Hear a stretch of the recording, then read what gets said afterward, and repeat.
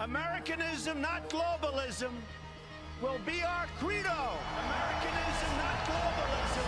Americanism, not globalism. The era of economic surrender will finally be over. We will no longer surrender this country or its people to the false song of globalism. They have gotten the political establishment and the media establishment to become pure, wanton henchmen of totalitarianism. If you were a foreign power looking to weaken America, you couldn't do better than Hillary Clinton's economic agenda. I think what the Chinese have done is really smart. The skyscrapers went up in Beijing and many other cities around the world, while the factories and neighborhoods crumbled right here in Detroit. It's all training us to accept less, lowering expectations, a post-industrial world, a new dark age. That's what the UN Biological Diversity Assessment 1996 calls for. When we abandoned the policy of America first, we started rebuilding other countries instead of our own. Not a world, Winston, that gets more beautiful and more technological and stronger. A world that gets uglier and stupider and more stunted. That the government should allow Hillary Clinton to become president of the United States. I voted for Hillary Clinton. Well, I voted for Hillary. I guess I have to since I'm working for her as well. You want an image of the future, Winston? It's a boot stomping on a human face forever. Muslims are peaceful and tolerant people and have nothing whatsoever to do with terrorism. Women are treated, discriminated against in all of these countries she took money against. Gays and lesbians are either executed or punished severely. They're mistreated. She claims to be their champion. Don't look at me, Winston, and see the black circles around my eyes and see how ugly and weak I am, expressing myself and dying, that I torture people 18 hours a day, that I have a horrible life. That's the beauty of the satanic evil of the priest of power, ripping apart humanity. We're here to hurt humans. We're here to suck your guts out. We now take you live to the Central Texas Command Center in the heart of the resistance.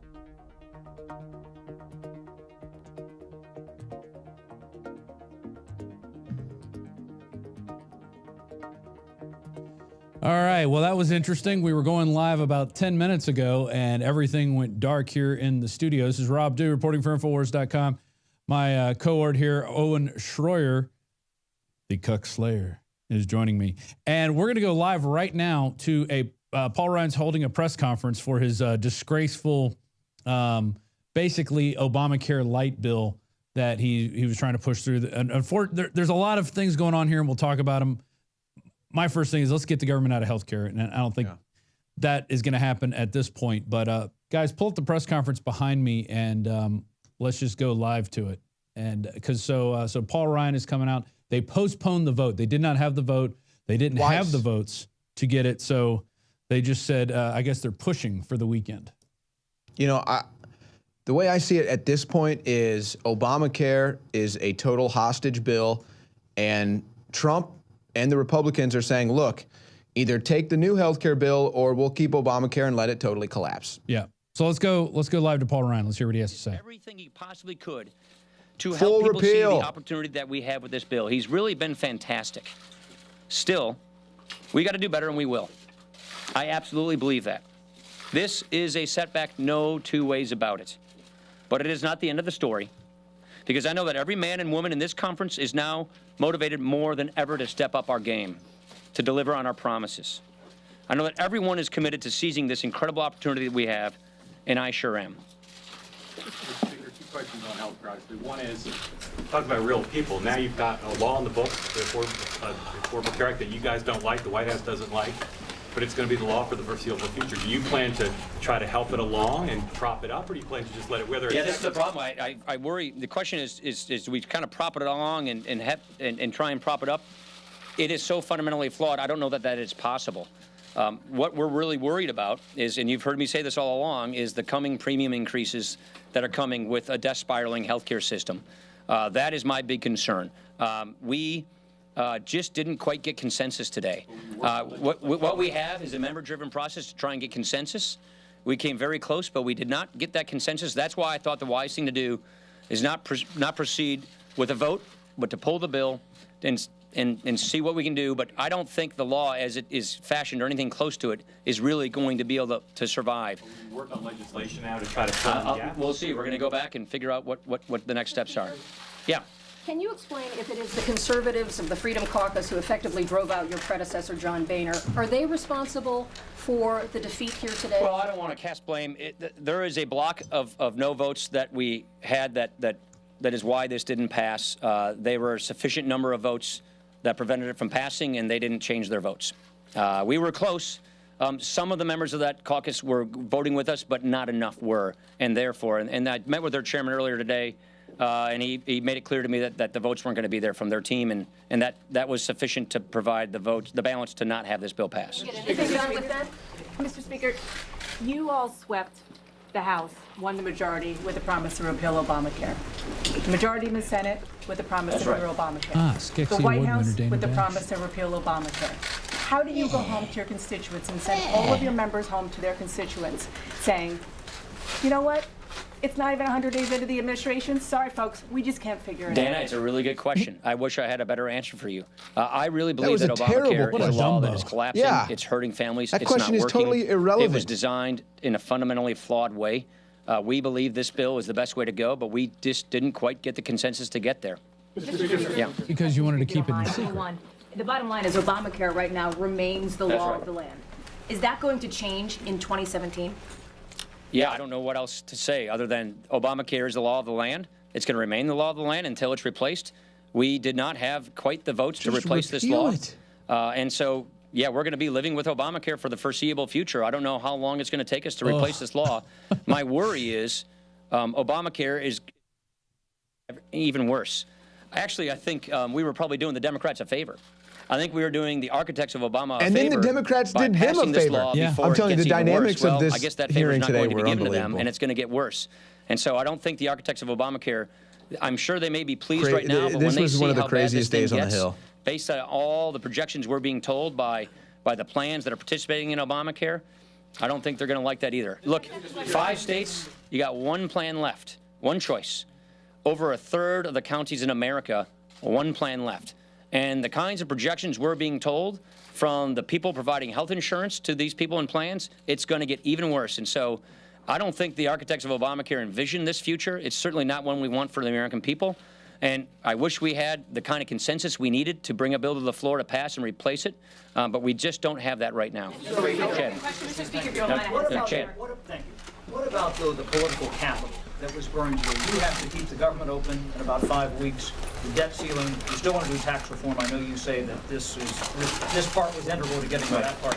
How much capital did you burn on this today, and how does that potentially injure those other bills? I think our members know we did everything we could to get consensus. This is how governing works when you're in the majority. We need to get 216 people to agree with each other to write legislation. Not 210, not 215. We need 216 people in the House to agree with each other on how to write a piece of legislation. We didn't have 216 people. We were close, but we did not have 216 people. Cover that light up. And that's how legislating works. I always think that and so now we're going to move on with the rest of our agenda because we have big, ambitious plans to improve people's lives in this country. We want to secure the border. We want to rebuild our military. We want to get the deficit under control. We want infrastructure, and we want tax reform. To the last question you asked me about tax reform, Chad, yes, this does make tax reform more difficult. We're going to talk about tax reform. But it does not in any way make it impossible. We will proceed with tax reform. We will continue with tax reform. That's an issue I know quite a bit about. I used to run that committee. I spoke with the President, the Treasury Secretary, and his economic advisors earlier today about tax reform. So we are going to proceed with tax reform. This makes it clearly more difficult. You know how the numbers work. It's about $1 trillion. But that just means the Obamacare taxes stay with Obamacare. We're going to go fix the rest of the tax code. You don't think what is passed is prologue here, that this portends bad things for the I don't think so. I don't think this is prologue for other future things because members realize there are other parts of our agenda that people have even more agreement on what to achieve. We have even more agreement on the need and the nature of tax reform, on funding the government, on rebuilding the military, on securing the border. This issue had a big difference of opinion, not whether we should repeal and replace Obamacare, but just how we should replace it. And that is the growing pains of governing. We were a 10-year opposition party where being against things was easy to do. You just had to be against it.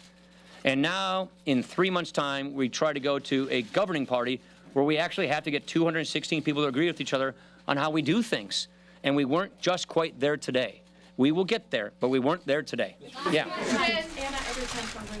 I was wondering if you're going to move ahead with phase 2 and 3 of HHS phase 2 and here with phase 3 legislation. And also, if you can just talk about how the conference is feeling right now. The conference is let down. The conference is disappointed. The conference, we were on the cusp of fulfilling a promise that we made. We were on the cusp of achieving an ambition that we've all had for 7 years, and we came a little short. We were close, but not quite there. On your other issues, this bill would have made what we call phase 2 much, much better. Nevertheless, I think there are some things that the Secretary of HHS can do to try and sort of stabilize things, but really we needed this bill to make it better. For instance, risk pools. We believe the smarter way to help people with pre-existing conditions get affordable coverage while bringing down the healthcare costs for everybody else is through reinsurance risk or risk-sharing pools, which this bill supplied for the states. That's not now going to happen, and therefore he won't be able to deploy that policy tool that we think is better than Obamacare. So we do lose a lot of the tools we wanted to help improve people's lives and bring down healthcare costs in this country. Thank you very much, everybody. Appreciate it. Well, there goes Paul Ryan and his failed healthcare bill that nobody really liked, not even Rand Paul. Rand Paul called it that it wasn't going to have the votes. He called it, I think, Tuesday morning, I believe he said that. Here's an interesting article on Business Insider. They're blaming Trump. The Republican health care plan just failed because Trump is bad at making deals. It's all Trump's fault. I find this funny, and I wonder if it's like a rope-a-dope tactic. Because their health care plan, the Republican health care plan, wasn't a very good plan, in my opinion. And there's only a few ways to fix health care. Here, let me show you that headline right there. Boom. Yeah. So Trump's bad at making deals. Yeah, he's so bad. I mean, that's what Josh Barrow says. Yeah, it's been tough for him in life. And you guys have an ad blocker up. Why don't y'all go to something? There you go. How to disable ad blocker on Business Insider. Yeah. Bad deals. It is a bad deal. And there's so many other things wrong with it. There's so many things. One, it doesn't really, it keeps government in healthcare, which is the big problem. And I'm going to tell everybody real quick how to get past Obamacare. I've been doing this for 4 years now. And it's called, let's see, I don't have the insane deductibles. I don't have to pay weird percentages. I don't have all these weird things. It makes me more responsible. But I'm going to tell people right now.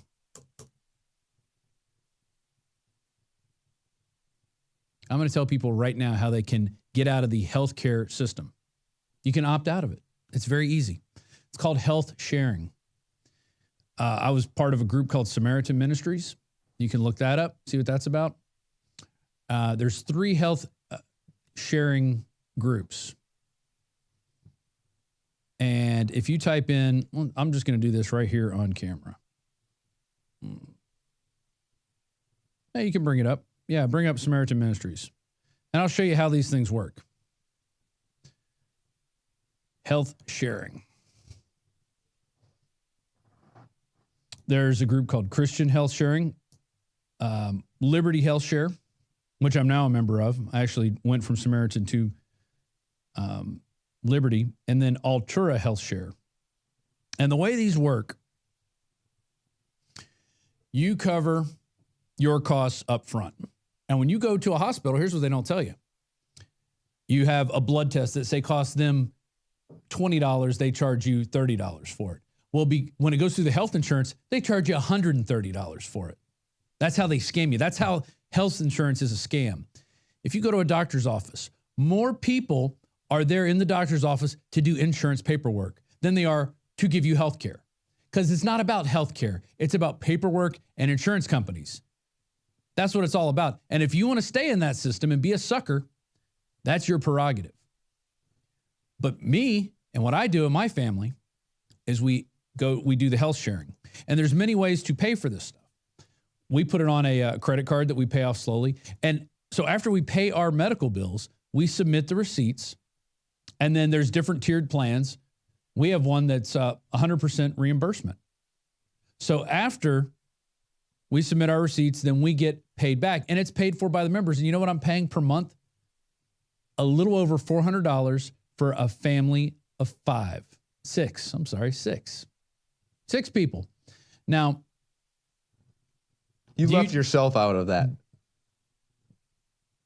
It does help if you're healthy. It makes you responsible. It means you can't go to Taco Bell and get giant triple big gulps and drink those all day and think you're going to stay healthy. It means you have to take some responsibility for yourself and not be a slug on the rest of humanity.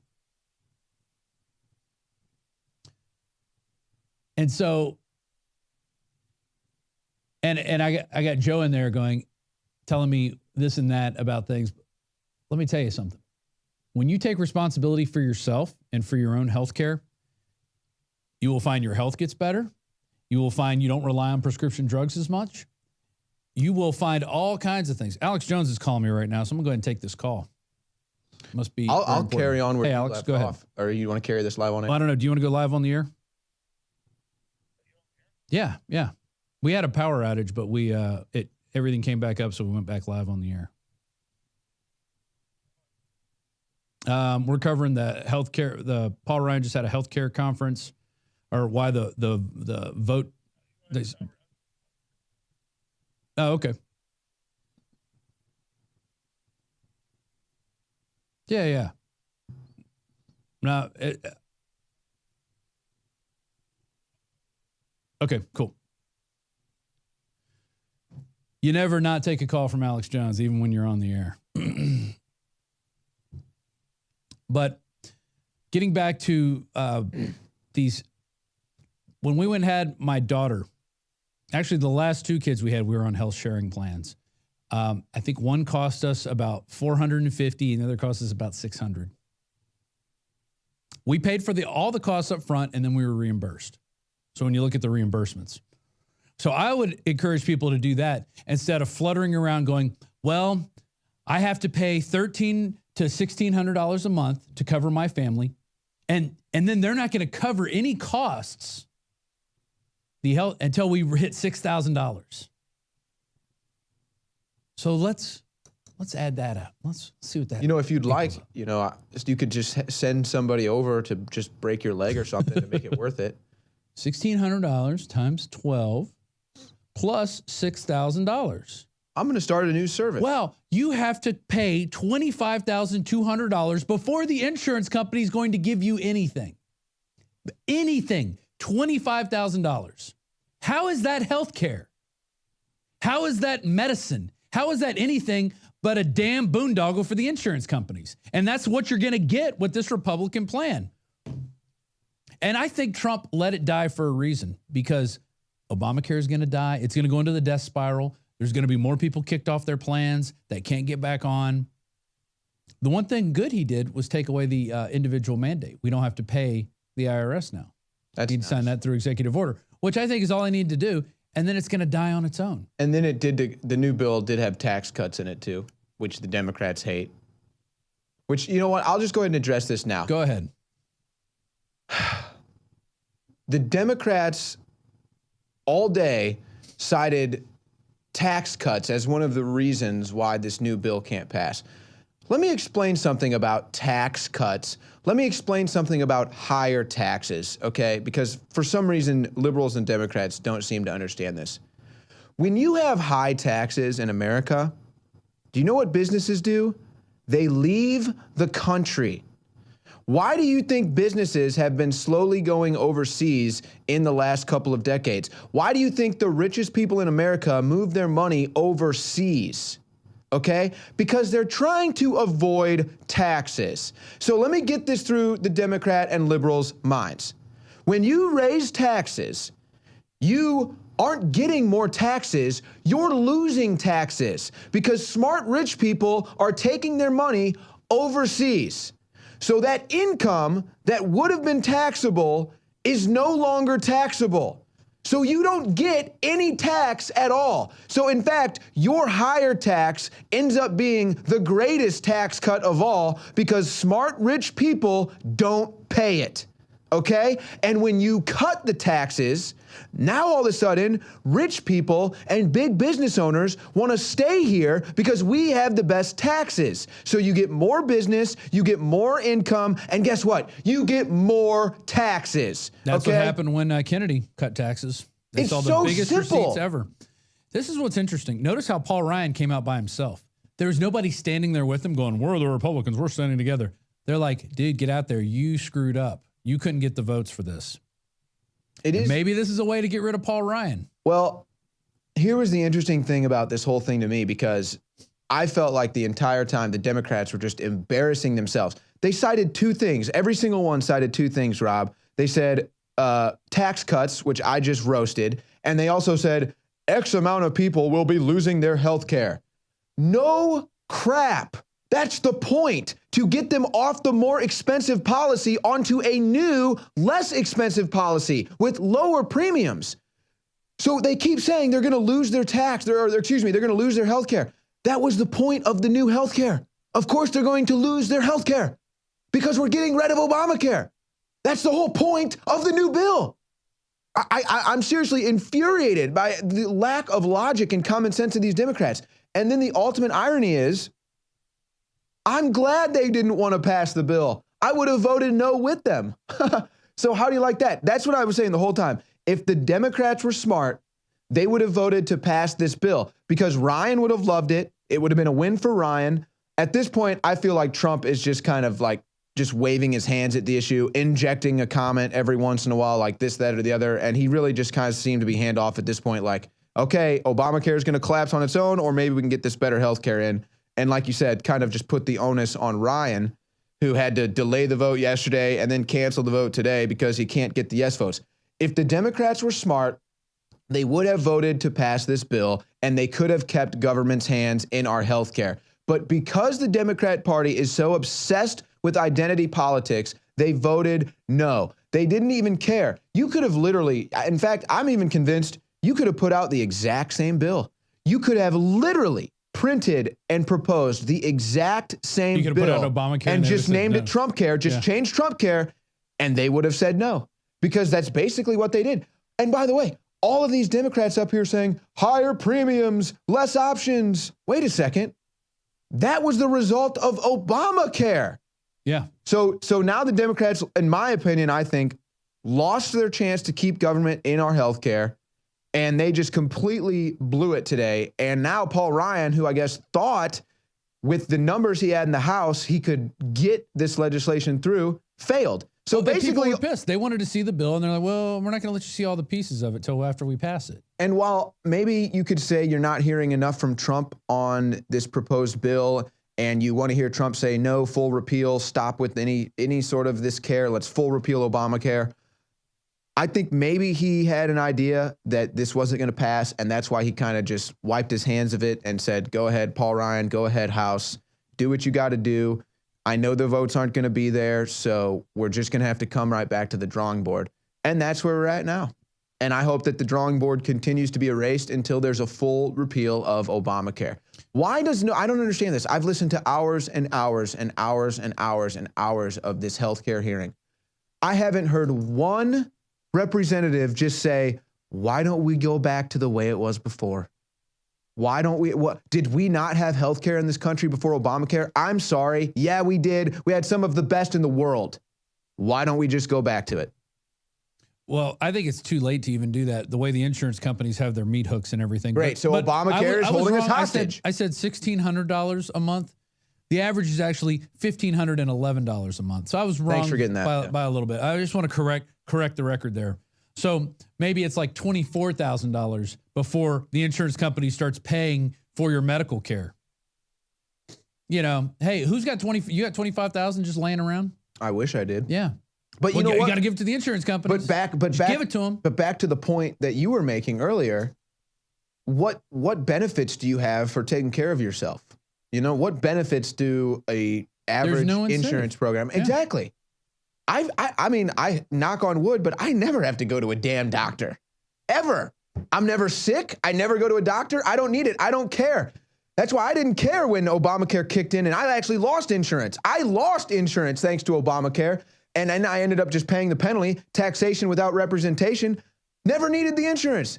Thank God thank God I'm healthy. Thank God I didn't have any accidents. I do play basketball and stuff, but still, there's no incentive for eating healthy. There's no incentive for exercising.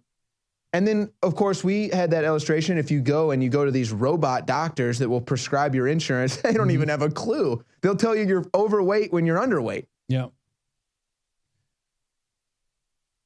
Yeah, it is something else. Also in the news today, and we're going to get really what we're going to cover today is we're going to go full court press on fluoride, which is, I think, a big health issue that, of course, none of these jerk-offs will talk about in the House or Senate. Very few will. You might get a couple here, but here's Nunes. This is on Fox News. Says information from Trump surveillance concerned me. So, and it came out on the other news agencies were showing. Oh, he was surveilled. He was surveilled.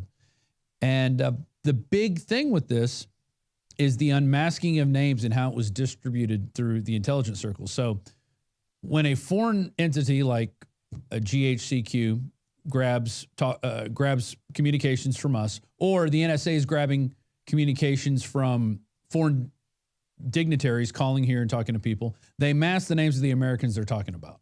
So it'll say blank talked to so-and-so about this. They said this. Well, when you unmask it, for people who don't know, they reveal those names. So they revealed the names of the Americans, which included Trump and his associates on the transition team, and then they sent them around. And so Nunes said it concerned me about the surveillance. And of course they go, there was no wiretapping of Trump Tower. That didn't happen. Well, how did they get these communications? How did they get names? How did they unmask names? Because they had transcripts, and if they have transcripts, they have recordings. That's the only way this stuff works. And so he says it was obtained legally, meaning they were watching who they were talking to, foreign dignitaries. President Trump, how many calls did he make after he got elected president in Trump Tower? They were talking every day who he was talking to. Every day it came out. Here's what they're going to do. They're going to do the same thing that they did with Hillary Clinton, where they can't prove intent. Well, okay, we found out that unwittingly there may have been some surveillance, or unwittingly this may have been recorded, or this or that, or yes, actually by law we record all of these conversations. Yes. Okay, yes, the NSA actually has all this database. Okay, yes, you caught us red-handed, but there was no intent. Right. We didn't intend to spy on Donald Trump. We weren't using that information at all. We didn't want to know. Who believes that? And that's all when Clapper says not wittingly that they were recording every American's calls. He can stand behind that statement because in their policies, it's not supposed to happen. But it happens, and they don't tell you about it, and they think you're stupid, and you're not going to care. It's just policy. There's no intent. It's just policy. It's pretty amazing. So it'll be interesting to see what the fallout is from this Obamacare repeal and replace fiasco that I think they were basically giving Paul Ryan, who probably said, I'll take it. I can do this. He couldn't do it. Failure. And now he looks like a failure. By the way. I mean, even Nancy Pelosi was able to get something passed. Nancy Pelosi won my round one Twitter poll. Who's the worst? I'm doing a new series every morning of Twitter polls. If you want to vote on that, Nancy Pelosi wins round one. But according to OpenSecrets.org, I just want to bring this up. George Soros Foundation donated over $10,000 to Paul Ryan in the 2016 year. So, makes you wonder. Now, Treasury Secretary Steve Mnuchin says they will try to get comprehensive tax reform done by Congress by the August recess in Congress. So he still thinks it's possible delaying everything to happen. They are delaying stuff. I don't even think Trump has his full cabinet yet. He's optimistic it's going to pass, and he says healthcare is definitely more complex because the insurance companies write it. When you invite insurance companies to do anything, one, they're going to screw you, and two, they're going to make you think it looks good. I think Nancy Pelosi might be talking right now. I think she's talking about how, well, we couldn't vote for the bill. We haven't seen it yet. Yeah. The same woman that said we have to vote for the bill to see it. It's incredible. Incredible what's going on. Tonight, Leanne McAdoo is going to have more about what was wrong with this health care bill and So we're going to kind of leave it at that. And what were we going to? Oh, actually, here's another article I want to get past. Donald Trump associates will be indicted, former NSA analyst says. This was yesterday from the Oregonian, Oregon Live. And that is very interesting. And John McCain calls for a new probe. They're going to keep probing and probing and probing. John McCain is nothing but a probe. In fact, I tweeted this about what the... I just showed my code out to everybody. The whole world knows your password now. That's all right. That's all right. The NSA can get in there anyway. Yeah, that's right. Like I'm worried about that. There is no security. Let's go. Actually found images of them looking for their facts. Here we go. Oh. Now I won't go to it. Go ahead and go to that. I'm just going to start waiting. There they are. Now, hold on a second. When did you tweet that? I don't know. Yesterday. It's a day ago. Oh, really? Yeah. All right. Well, I got to one up you. You did it 2 days ago? No, I did this one. Hold on. Let me find it real quick, and then they can get the doc cam on it. They're on a fact find. That's actually McCain right there. Hold on. That's John McCain. Right there, John McCain. He's looking for facts. Here it is. He's going to probe. Here's Pelosi and Schumer trying to find the Russian connection. Let me see that. We'll put them you guys here. This is Nancy Pelosi and Chuck Schumer looking for Donald Trump's Russian connection right there. There it is. If you want to put those back to back, just to illustrate how the liberals operate. So there you go. They both. That's your government at work. They both seem to be looking in the same place. And if they don't have a partner, they just look in their own. So the information leaked to CNN this week, unlike Nunez's intelligence leak, could be a real bombshell. If it turns out to be true, one law enforcement official told CNN, the information in hand suggests people connected to the campaign were in contact with Russian operatives and appeared they were giving the thumbs up to release information when it was ready. And it's going to be Donald Trump met with somebody at the convention when the ambassador came by and like talked to Flynn in a group. Shook his hand or said hello. Oh my God, look at this. Yeah, as the Democrats are all meeting with the same people from Russia. As Russian leaders and Russian members of government just seem to be dropping dead every week now. I mean, it is really strange. And this totally came on the heels of what Nunes was talking about. So they're going to throw this out so people ignore that. John Schindler, a conservative columnist for the New York Observer and former National Security Agency analyst, declared on Twitter that Trump will be forced out and his cronies will be indicted. Get ready. Wrong. And there's not going to be any talk about how unmasking of names happened and how it was thrown out to the whole world to see in the intelligence community. None of that will ever be talked about. I really want to find out what I want to see what Nunes has to say for himself, because he's gone back and forth on this deal. Like, he's literally been a flip-flopper. During the original hearings, maybe he was genuine in his questions. Maybe he really thought that this could be potential, and he was actually trying to ask these questions to look for answers and just didn't get them, and then kind of came over to the other side. That was kind of my understanding of it. So then he doesn't get any answers to the apparently serious allegations against Trump and his Russia connections. So then he says, all right, well, let me look into now what Trump's saying about the wiretapping. Looks into that, finds answers, finds information, comes out and says, look, I was here on the Hill yesterday. I asked all of these questions to try to figure out what Donald Trump's connections with Russia is, and the people alleging these claims had no answers for me. I looked into Donald Trump's claims that he was being wiretapped, or let's be more broad, surveilled, and guess what? I found intel that proves that that's actually accurate. So then this morning, again, like we said earlier in the broadcast, the narrative this morning is that Nunes is coming out again. He's calling for closed hearings. He wants closed sessions to talk to these people about concerning information and intelligence that he received about Donald Trump being surveilled. But then, a few hours later, all of a sudden, they're running stories saying that Nunes is backing down from his assertion that Trump was being monitored at all. Now, I haven't heard from Nunes. These are all just news stories that have come across. So I don't know what he's actually saying, but it'll be interesting to watch because, like I said, he's kind of flip-flopped back and forth on this issue. It'll be interesting to see if he does it again.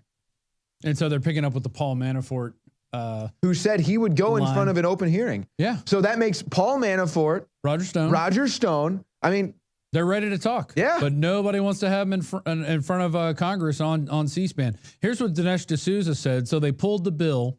Good. Time for Paul Ryan to have a good meal of crow and start over working with GOP conservatives. I saw that. Can we share that screen share? That's pretty good. Nice plate of crow. Right there. That's for you, Paul Ryan. $10,800 plate of crow provided by George Soros. And that was by old Dinesh D'Souza. So it's pretty interesting of what's going on with this and what the fallout's going to be. And you know what? That's it right there, dude. And that's what a lot of the people from the Republican side of the aisle were saying today to the Democrats. You know, the only reason why we're having these hearings, the only reason why we're still in here talking about this is because Obamacare is such a failure. And you can deny it all you want, and you can try to stand your ground on Obamacare. But guess what? You're still here. You're still having these debates, and you're still at these hearings because it's still failing. And Trump has said, you know, I kind of wanted to wait for Obamacare to die before we came up with a replacement. And you know, that maybe that's going to happen. I was going to say, maybe Ooh. that's where he still stands because yikes. He met, keep this in mind, yesterday he met with Rand Paul and the Freedom Caucus, which actually comprises of Democrats and Republicans.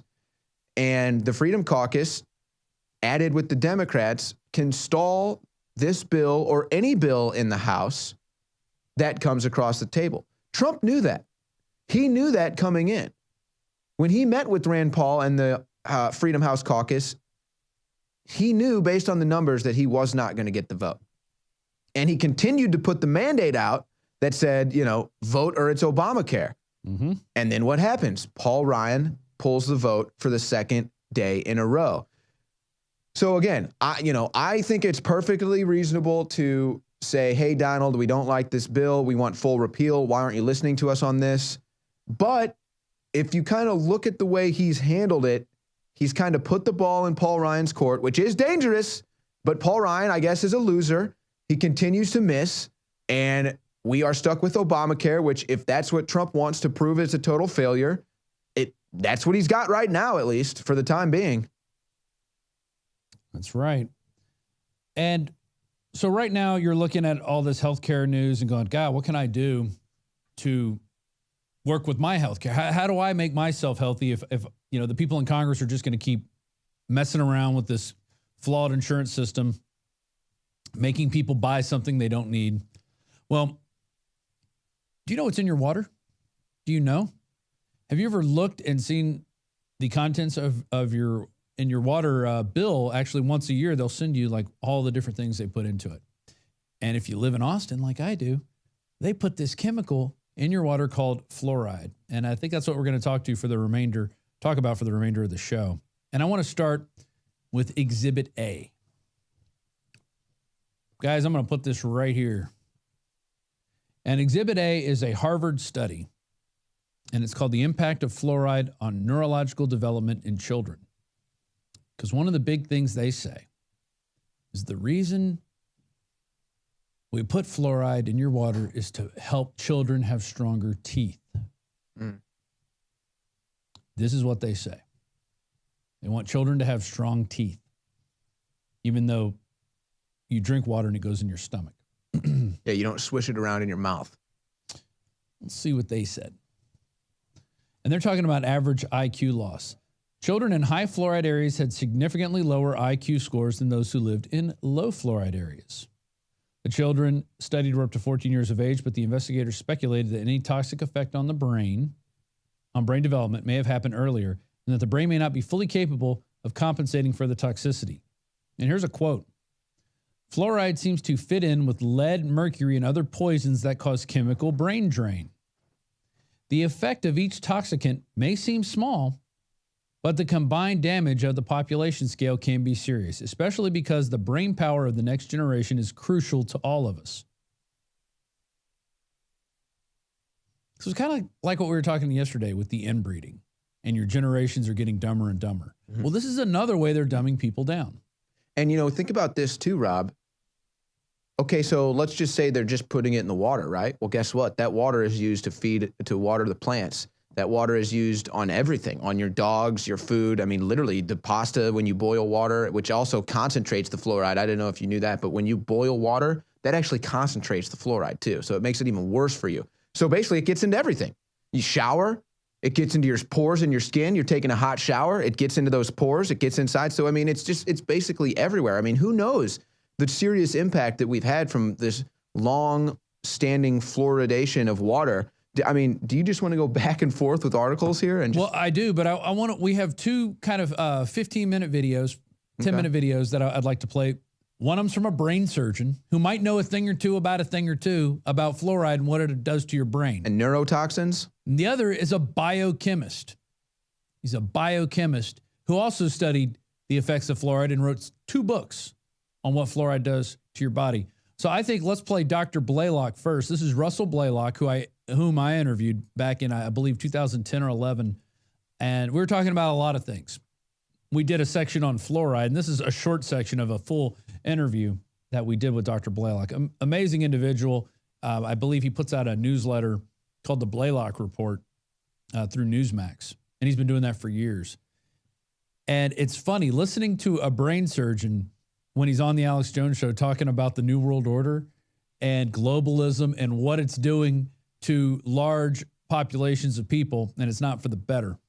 So let's go to Russell Blaylock first, and then we're going to cover all this fluoride news, including showing you what the Science Lab MSDSs are, of how poisonous this is. And we're going to show you some hidden camera footage we shot. In fact, I shot this a few years ago in a local Austin water treatment plant.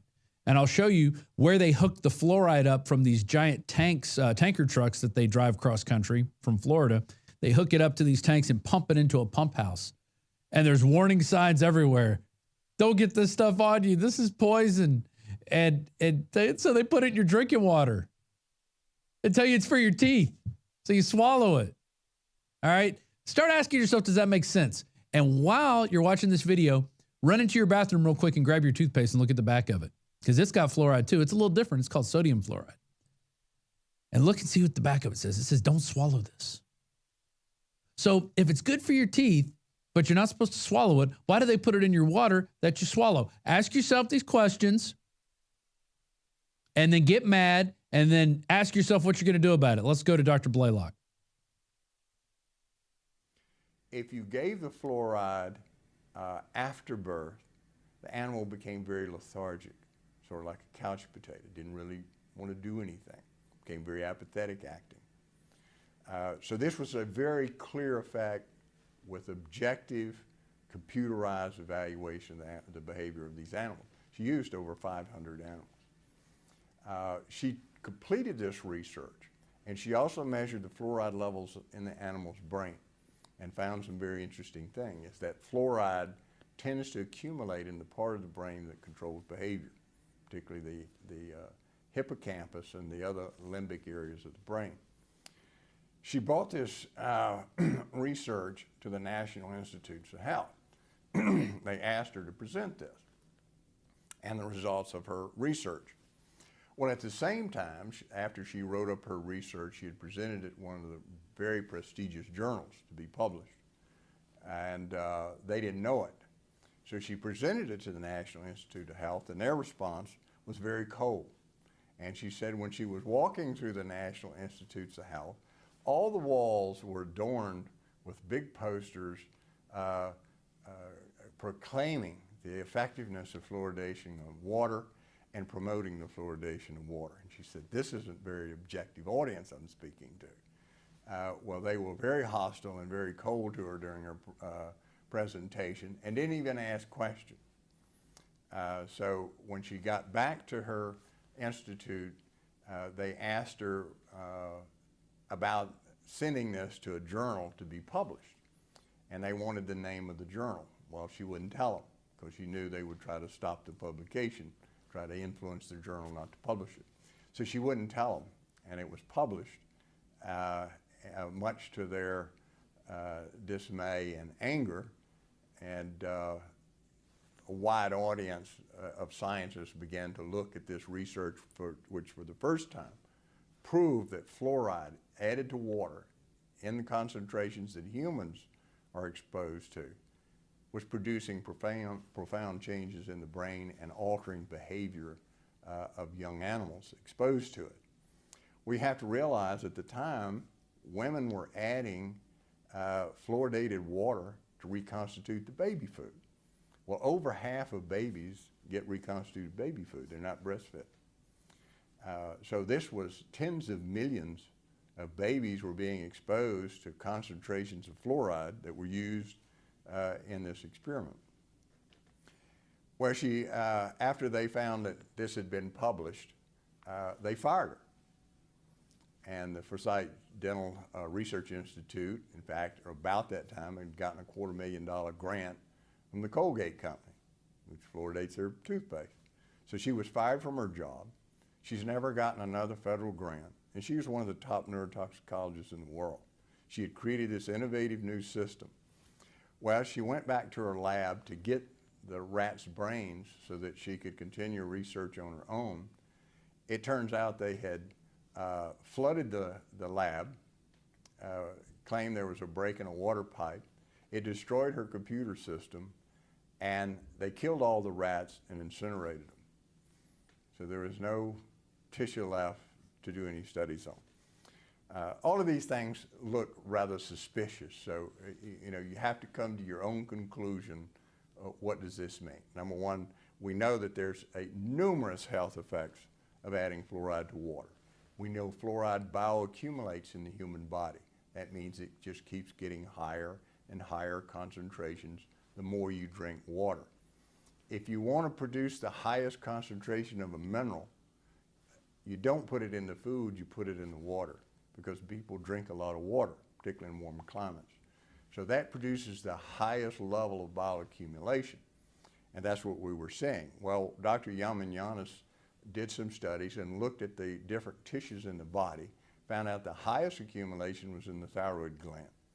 It had been known that one way to reduce thyroid function was to put fluoride in the water, that it produced a significant hypothyroidism, or low function of the thyroid gland. Now, not only does that produce lethargy, apathy, weakness, tiredness in adults, but if you do it in pregnant women, the babies are born with low IQs and they never recover. So even mild reduction of thyroid function in pregnant women has now been shown to produce significant neurobehavioral problems in their offspring.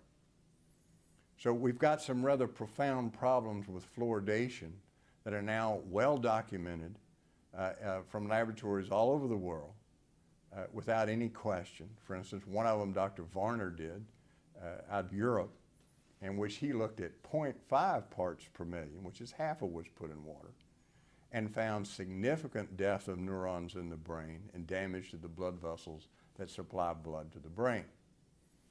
He's a highly regarded researcher. It was published in a very prestigious neurological journal. So we have all of these studies proving that this is a very hazardous thing to do, that it produces behavioral changes, many of which we're seeing in the populations that are drinking fluoridated water. We know it bioaccumulates, it gets worse over time. We know that it's absorbed into the plants and the foods, and the concentration in the foods is rising significantly. Yet we have a government that is still pushing as hard as they can, using taxpayer money, to get all the water supply in the United States fluoridated. So I leave it to the audience to think for themselves, what could possibly be the justification for doing such a thing? If you've demonstrated it doesn't reach its objective, that is reducing cavities, which everybody now has admitted, even the ADA has had to admit it, why is it still being added to the water? If it has these profound health effects, why is it still being added to the water? And even the ADA had to admit recently that it is harmful to the baby's brain, and they put out a warning. Now, this is just on the government sites and on their own site. Women should not reconstitute their baby food with tap water that's fluoridated. Well, You don't see that as a headline in your newspaper. You don't see it on most major news TV stories, which would reach most women. It's just sort of kept under the cover so they can say, well, we did put out the warning. We just didn't make it a widespread warning. So a lot of women are still reconstituting their baby's infant formula with fluoridated tap water that even the ADA now admits is harmful to their brains. So if we start looking at some of the other things that are being done in this society, for instance, the use of aspartame, widespread use of aspartame, All right. which is also proven to be a brain toxin. Of course, there's more about aspartame. There's all kind of stuff they put in your food and water for your health and keep you thinking right. GMOs. But isn't that interesting? You know, they put the warning out on their website, but you know what they give to you? You know what they do? In the grocery stores, they put, we have water with extra fluoride in it for your baby's teeth who doesn't have any teeth. Extra fluoride. Actually, I actually wrote that in my notes here, and I'll see if I can find this. I took a picture of that. I'm sure you could actually probably find it. Look at that. Oh, yeah. Don't swallow fluoride. Contact Poison Control Center. Oh, because and you're what's it got in it? sick. Sodium fluoride. Sodium fluoride. Oh, because you're going to get sick. Oh, since you guys brought that up, let's look at the material data safety sheet of sodium fluoride. Now, anybody who works with chemicals knows what an MSDS is. And this says, hey, this tells you what to do if you get this chemical on you, if it spills, what's wrong with it. Let's look at the potential acute health effects. Hazardous in skin contact, eye contact, ingestion, and inhalation. It's corrosive. Severe overexposure can result in death. Carcinogenical effects, not classifiable for human or animal. That means they haven't done the studies. Mutagenic effect for mammalian somatic cells. Mutagenic for bacteria and yeast. Developmental toxicity not available. The substance may be toxic to kidneys, lungs, nervous system, heart, gastrointestinal tract, cardiovascular system, bones, and teeth. Oh. Man, we got to put it in your water. This is for your teeth. I mean, this is probably one of the funniest things that we do to ourselves is we poison ourselves, okay, through all these different things, fluoride, vaccines, and the medical community goes, it's for your health. Yeah, you got to take the poison for your health. But by the way, it's also bad for you.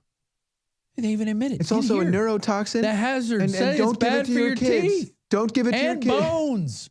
Teeth and bones. And it's listed as a neurotoxin. Calcifies your pineal gland. There it is. That's what I was looking for. Oh, yeah. There's the nursery water. Wait. Purified Minerals. water. No. Hold up. I don't think that's it. Okay. Fluoride added. So, but that's the back of it.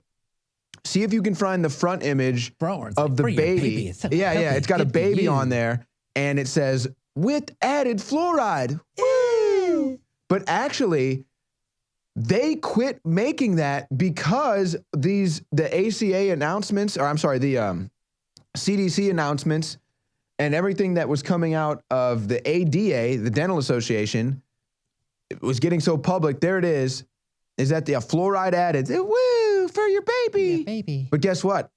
They don't make it with fluoride anymore, Rob. Mixed with your formula. I'm pretty sure that they pulled this, and now, guess what? They market it without fluoride. Yeah. So they used to say, with fluoride, yay! Now that the studies have come out and it's more public information and people don't want to get poisoned anymore, they don't want to poison their infants, it's without fluoride, yay! So sodium fluoride is what's put in your toothpaste. Is there the no fluoride now? And no added fluoride. There you go. Now, Gerber's. Yay! We used to poison you. Yay! You figured it out. Guys, get those 2 fluoride clips ready to go. And y'all could just, if y'all want to loop those. And you know what the runoff of phosphate more B-roll production is? Fluoride. Oh, yeah. All right. So we have fluorosilicic acid, also known as hydrofluorosilicic acid. Right here. That is what they put in the water here in Austin. Now, they also use hexafluorosilicate. Can you go to the shot? Let's go to this shot right here. Are those the documents? Right here. There you go. This is what they put in your water. Fluorosilicic acid. also known as hydrofluosilicic acid. Yay! And you look at the loving same thing. Repeated or prolonged exposure to the substance can produce target organ damage. Repeated or prolonged contact with spray mist may promote eye irritation, skin irritation, bronchial infection. Repeated prolonged inhalation of vapors may lead to chronic respiratory irritation. Yeah, and imagine when you're breathing it in too. Let's see. Small spill, dilute with water, mop up. Large spill, corrosive liquid, stop, leak if without risk. Absorb with dry earth. Unless it's leaking into your water, then it's okay. Yeah. And you know how much they This put is a in joke. and you guys roll that B-roll? That's what I want to see. The B-roll. Right here, this is where they hook up the tankers that bring the fluoride. And you look at the stains down at the bottom where they hook it up. That concrete was powdery down at the bottom. You can see it. Look at that. It eats through the concrete. It eats through concrete. You want to know what fluoridated water does to your pineal gland? It does the exact same thing it does to your sink. Yeah. It calcifies it. That buildup you see on old water fountains and old sinks. Now let's go back to the room. This will go to the room now. Is that the next one? So this is the water plant, Rob? Yeah, this is the water plant in Austin. And this is hidden camera footage. They didn't want I was going to say, I'm shocked they let you shoot this. No. Notice the camera's down by my side. Go to the next one. You guys have the same one. There should be two. There's an actual pipe labeled fluoride that they're pumping in. There you go. There's the little house they put it in. Now, if y'all can, when it's going to pan up, there it is. There's your MSDS of 3. That's human reactivity. And you go into this room. It's closed off from the rest of the place. They have warning signs everywhere. Do not drink. Oh, how do you like water. that? And there's the fluoride. It's all on these purple pipes. And on there it says 4 on the MSDS on the tank. That's even worse. That's human reactivity right there. A 4. A 4. And here it says it's a 3. Yet the water plant puts it at a 4. I wonder why that is. I wonder if that's because it's against the law to post it. 4 right there. There it is. You know, we have a lot of activists here in Austin who are fighting to get fluoride out of our drinking water. They got all kinds of activists down here. And this is a fight that's gone on all over the place.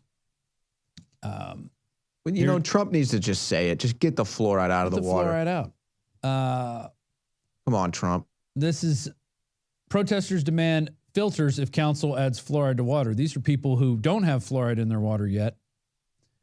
And they say they want filters. So this is World Water Day, a group marked through Nelson's Main Street to keep the city's water fluoride free, requesting water filters and water rate rebates if fluoride is added. More than 60 anti-fluoride protesters took a letter from the church steps to the Nelson City Council offices.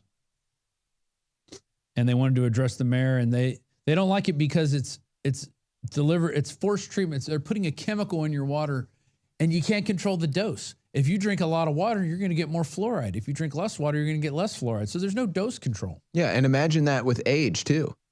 You know, and that's why the Dental Association and the CDC put out these reports saying don't give your infant fluoridated water, because they realized, wow, there's no control of this forced drugging that we're doing to the population here, and it's actually like really bad for the kids. Eek. We might want to do something about that. But you know, it's funny. I've talked when I go out sometimes. I bet Live Science says it's good. What is Live Science saying? Oh, yeah. You know, it's funny, Rob. For the purpose of reducing cavities. It's total bull. Actually, the original statement that the CDC made and the World Health Organization made when they were fluoridating the water in America was, we actually have no proof that this prevents cavities. No. They just did it. What they found, they also go back and cite a study in the 1940s. In fact, I wrote an article on this, one of the few articles I ever wrote for InfoWars, and it's thoroughly, I should have printed that one out. In fact, I'll do that when we go to this next video. and we could go over some of the finer points of that. But back in the 40s, they found that people that had calcium fluoride in their water, which is a natural form of fluoride, which isn't necessarily toxic for you unless you get a lot of it, but it's not hydrofluorosilicic acid, it's not sodium fluoride. Well, sodium fluoride is also one of the main ingredients in rat poison. There we go. WorldNet Daily writer says fluoride is good for you. An open letter to Paul Elmore. So I wrote that back in 2010. It's Phil. Phil? I said Paul. Phil Elmore. You're thinking of Paul Ryan. So go get this article and read it and look at all the links that it goes to and all the studies and how the government says you need more and how they would go to orphanages and put extra fluoride in their areas. There it is, 1943 discovery. So they said, okay, well, we can, and around that time, they also had phosphate fertilizer companies that were, because this was in the agricultural boom, and we needed more phosphate fertilizers because we had been depleting the minerals in our soil. And so the way you make phosphate fertilizers, well, you have to cook a lot of stuff, but when the smoke comes up, it was going into crops and damaging livestock all around. This was in Florida because they were digging it out of the ground in Florida. And so they came up with a law that said, hey, you got to use water sprayers and you got to put water sprayer, they call them scrubbers, at the top of your smokestacks, and it's going to hit the smoke, and it actually turns I don't know all the technical terms of it, but it turns it into hydrofluorosilicate, I think is what it comes as. And it comes down, and they collect it. And then ConAgra sells this stuff to a company called Lucier, and Lucier distills it. They distill the poison. Very nice distillation of the poison. And the company's called Lucier. And then they go, hey, now it's a product for your water, drinking water. It's fluoride. It's good for you. It's good for you. And so now they're able to take this thing that was a poison that they used to have to dump in hazardous waste dumps. Bingo. And now they put it in your water supply. They're using you as a filter to filter out their poison. Phosphate is also one of the main ingredients in soda. Think about all that phosphate you got to produce for all that soda that gets consumed every day. Yeah. What are they going to do with that poison waste? Just going to put it right in your water for you. Put it right in your water. I don't know about you, but I drank fluoridated water and not thought of it, didn't think twice about it.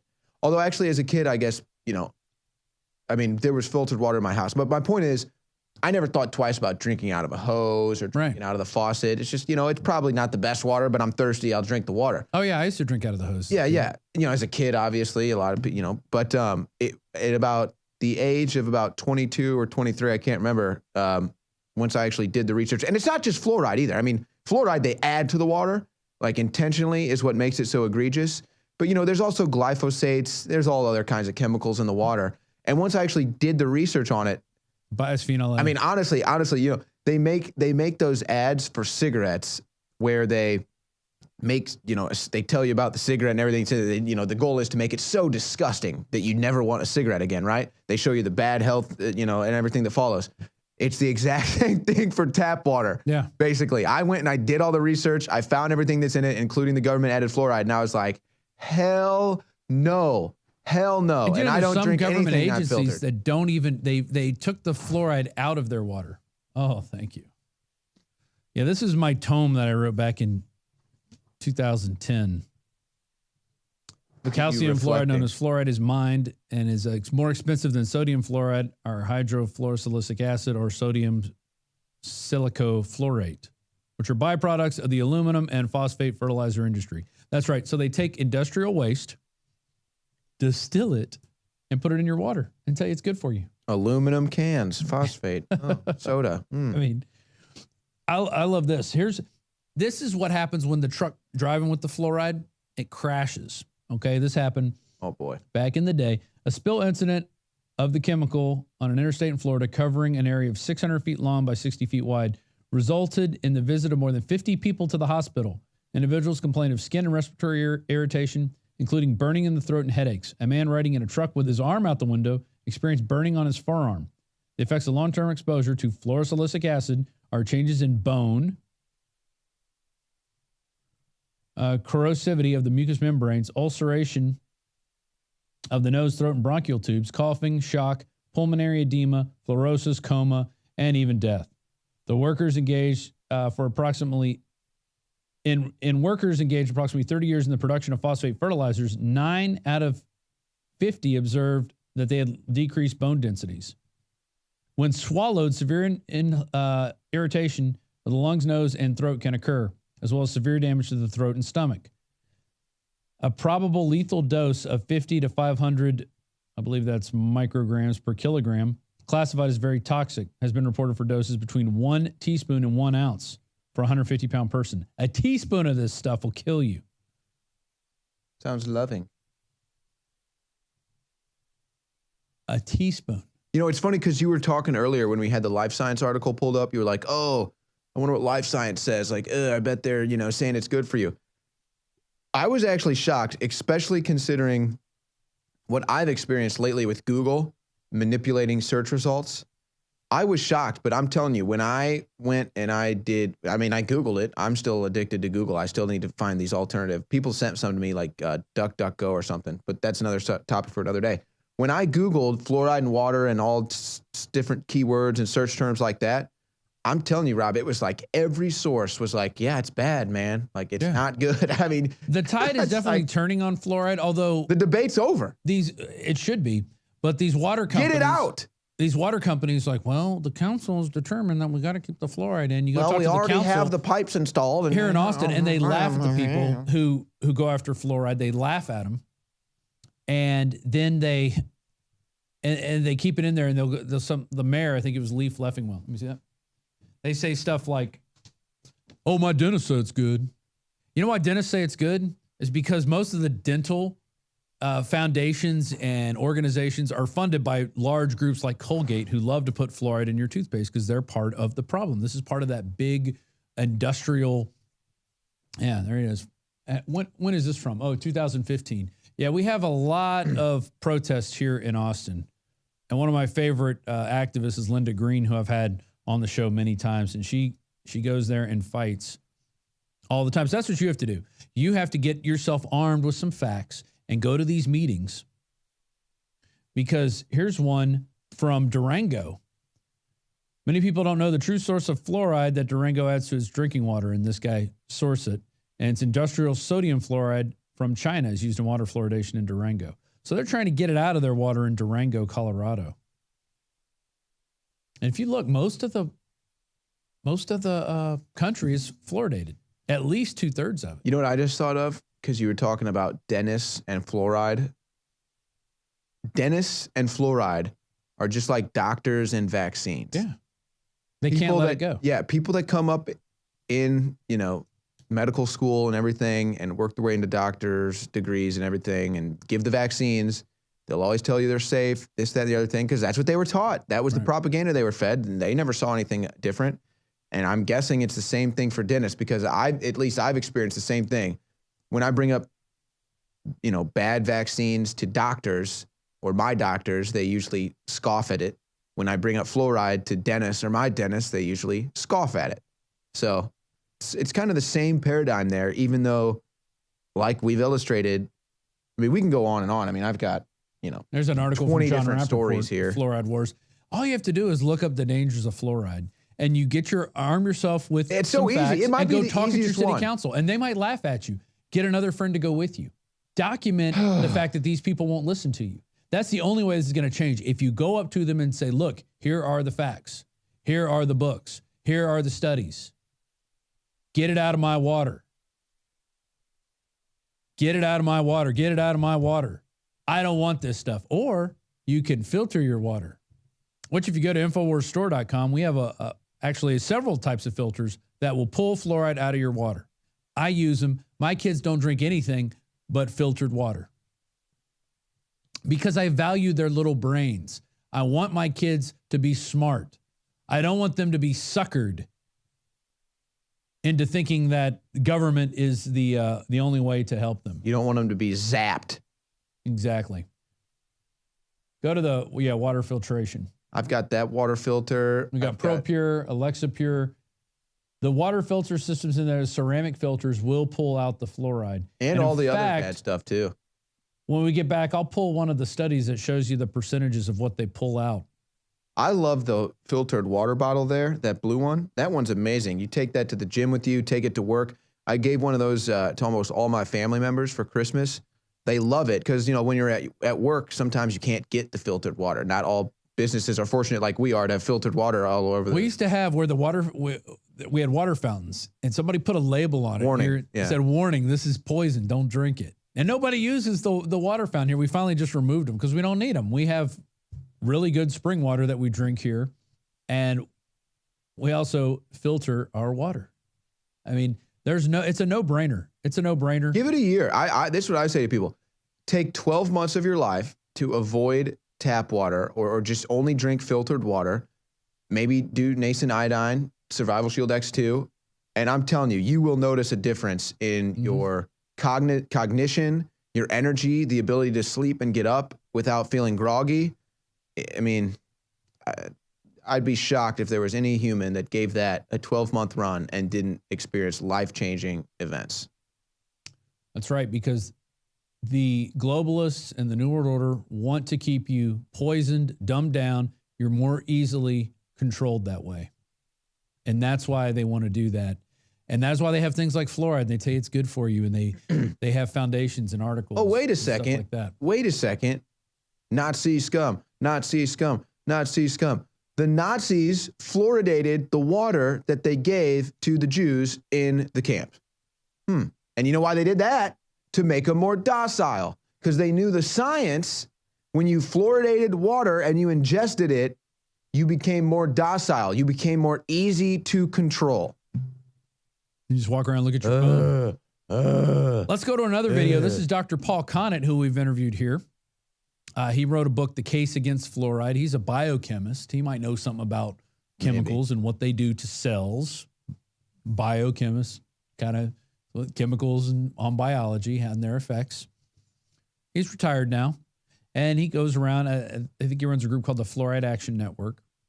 Great group. They put out videos. They trying to educate people on what the only drug intentionally added to your tap water. Forced medication. Endocrine disrupting, neurotoxic, bone weakening. We didn't even get to the bone weakening. You know, old people That's what I'm saying. You have could go brittle on bones all day. You could do because a they've been drinking 12-hour fluoride broadcast all their lives. Yep. Bingo. You know? Osteoporosis, fluoride. Exactly. Bone cancer, fluoride. So let's go to this video, and then we'll be back and wrap this show up.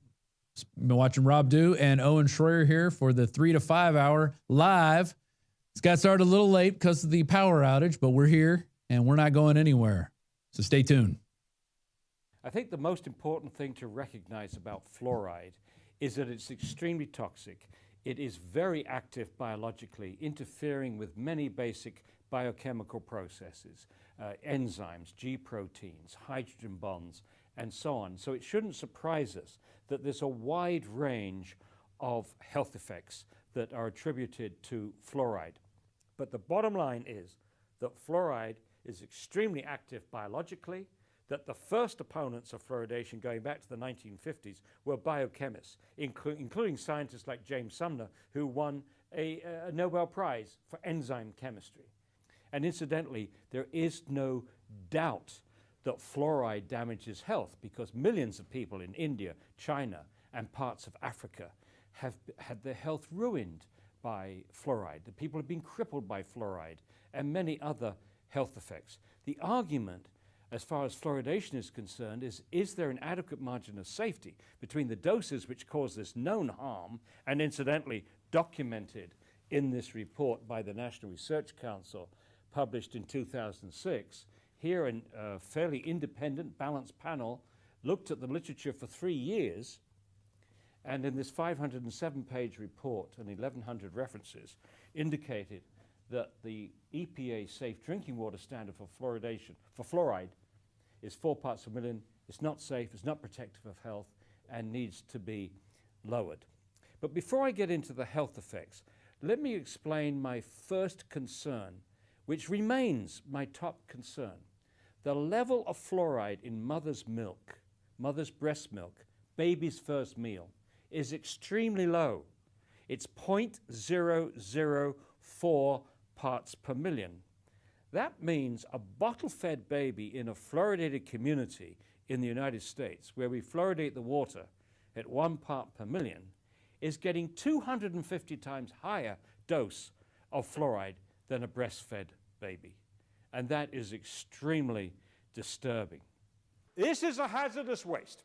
No question about it. It's not only hexafluorosilicic acid, but it's a lot of crap that Neil was talking about. It's got lead and arsenic and mercury and radioactive isotopes, maybe trace amounts. They can't dump that into the sea by international law. They can't dump it locally because it's too concentrated. But wait for it.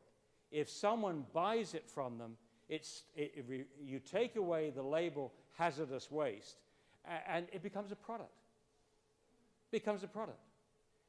And who's going to buy this stuff from them? Oh, our water departments. So the water departments buy this hazardous waste, it becomes a product, and now they put it in our drinking water. And now, let me go through the list of health concerns. Some of them are more certain than others. Let me begin with the certain one. Dental fluorosis. Fluoride causes a discoloration, mottling of the tooth enamel. When this practice began in 1945, the promoters of fluoridation thought they could limit dental fluorosis to 10% of the children in its very mild form. And the very mild form has little specks of white opaque patches on the cusp of the teeth, up to 25%. And they thought that only dentists would notice this, and was an acceptable trade-off with what they thought would be a lowering of tooth decay. Well, in November of 2010, the Center of Disease Control told us that children aged 12 to 15 in the United States, 41% of them now have dental fluorosis. And not only the very mild, but the mild, which impacts up to 50% of the tooth surface, moderate, which impacts up to 100% of the tooth surface, and severe, where you not only have the whole surface impacted, but indentations, chipping of the teeth, and so on.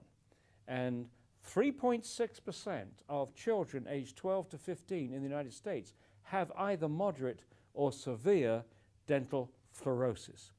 So that trade-off between lowering tooth decay and producing dental fluorosis, but holding it only to 10%, clearly was a failure. We have 4 times more dental fluorosis as intended and as desired. Our attitude is that when you see this dental fluorosis, it means the child has been overexposed to fluoride, and the question is, what other tissues have bone affected? So let's start with the bone, because the teeth are a window into the bone. In fact, the teeth actually grow out of the jawbone, and by the time the permanent teeth have come out, the jawbone has been loaded up with fluoride. And so if you can see the damage to the growing tooth cells, what did the fluoride do to the growing bone cells during this 8, 9, 10 period? In fact, the first study that was published on this in 1955 indicated that the children in the fluoridated community, which was Newburgh, New York, had twice as much cortical bone defects as the children in the non-fluoridated community. Now, the cortical bone is the outside layer of the bone, and that's the layer, it's a lamellar structure, and that part of the bone is meant to protect against fractures. And so the concern then is whether we're increasing bone fractures in children. Well, we had to wait until 2001 before someone investigated this, and the researchers in Mexico found a linear correlation. As the severity of dental fluorosis went up, meaning the amount of fluoride the child had been exposed to before the permanent teeth had erupted, as that went up, so did bone fractures in the children. And it was quite striking. When you go from no dental fluorosis to very mild dental fluorosis, it doubled. The bone fractures doubled. Very mild to mild, doubled again. Mild to moderate, doubled again. The next concern about bone is that the first symptoms of bone poisoning in an adult are just like arthritis, stiff joints, pains in the joints, pains in the bone. In the United States, we have 1 in 3 adults now with some form of arthritis. And if you ask a doctor what's causing it, they will say, well, we don't really know, but we think it's got something to do with aging. Well, what also parallels aging, of course, is the number of years you spent in a fluoridated community, 10 years, 20 years, 30 years, 40 years, 50 years, eventually 60, 70, and so on. The next concern is as the fluoride continues to build up in the bone, and I should say that up to 50% of all the fluoride that we take in each day accumulates in the bone. The fluoride is bioaccumulative. The bones get more brittle. And another major concern is increased hip fractures in adults. A studies done in China, as documented in this National Research Council report, and we further elaborated in our book, The Case Against Fluoride, indicates that levels as low as 3 milligrams per day, that's 3 liters of fluoridated water per day, may increase hip fractures in the elderly. Now, my major concern is not the bones, although I think that's significant. My major concern is the brain, because when the baby is born, the blood-brain barrier is not fully formed. We think the blood-brain barrier keeps fluoride out of the brain most of the time, but for the first half year of the baby's life, the fluoride can get into the brain. And this is not the time, in my view, and the view of many other scientists, that a baby should be exposed to fluoride at 250 times the level in mother's milk. There have now been over 100 animal studies which shows that fluoride damages the brain. There have also been 23 IQ studies, most of them from China, but one from India, one from Iran, and one from Mexico, which show an association between moderate exposure to fluoride and lowered IQ in children. And I actually visited the villages where one of these studies was done. It was a very good study. They controlled for lead, they controlled for iodine. Most of the villages were almost the 2 villages were almost identical, except for the fact that their well water was different. And the author of this study estimated that the IQ would be lowered at 1.9 parts per million. And that offers no adequate margin of safety for children drinking water at 1 parts per million when you consider the massive range of sensitivity to any toxic effect, and the fact that once you put fluoride in the water, you can't control the dose. Another concern, which many of us have had for many years, is fluoride's impact on the thyroid gland. For between the 30s and the 50s, doctors in Argentina, France, and Germany were giving patients with hyperthyroidism, overactive thyroid gland, sodium fluoride tablets to lower thyroid function. And the doses that they were using were between 2.5 and 4.5 milligrams per day, which is exceeded by many people drinking fluoridated water. For example, the Institute of Medicine actually advises people to drink 3 liters of water a day. So clearly then they would be in the range for lowered thyroid function. And once again, as in many of these other issues, the fluoridating countries, including the United States, are simply not doing the studies. They're not investigating to see if there's a relationship between fluoridation and lowered IQ, fluoridation and arthritis, fluoridation and hypothyroidism. Key health studies have not been done in fluoridated countries. If you don't look, you don't find. They would like to imply, because they don't see anything, there's nothing wrong. But if they're not looking, they won't find. You often hear the promoters say things like, oh, we've been doing this for 60 years. If there's any problem, we would know about it by now. Oh, no, you wouldn't, unless you were doing the studies. Another issue that came out in 1997 was a researcher in England found that fluoride accumulated in the human pineal gland. And the pineal gland is a little gland between the 2 parts of the brain, the 2 hemispheres of the brain. It's not protected by the blood-brain barrier. It has a high perfusion rate of blood, and it also is a calcifying tissue like the teeth and the bones. And so this researcher hypothesized that fluoride would be attracted to this tissue, this little gland, like a magnet. And sure enough, when she investigated, the average level of fluoride on these little calcium hydroxyapatite crystals was 9,000 parts per million, up to 21,000 parts per million, which means that this little gland has a higher concentration of fluoride than any other tissue in the body, including the bone. This researcher, Jennifer Luke, also did animal studies. And in the animal studies, she found that fluoride lowered the production of melatonin, the hormone that this little gland makes, and incidentally, it only makes it at night, the hormone of darkness. This pineal gland reacts to light. Descartes called it the seat of the soul. Not only did it lower melatonin levels in these animals, but also shorten the time to puberty, which is absolutely consistent. Melatonin is thought to act like a biological clock, involved with timing of puberty, timing of aging, timing of jet lag and sleeping patterns and so on. Controls all kinds of things. And what they think happens with a child, at birth, the melatonin levels are high, and with childhood, they gradually lower, and at a certain point, the lowered melatonin levels trigger the production of the sex hormones, leading to puberty.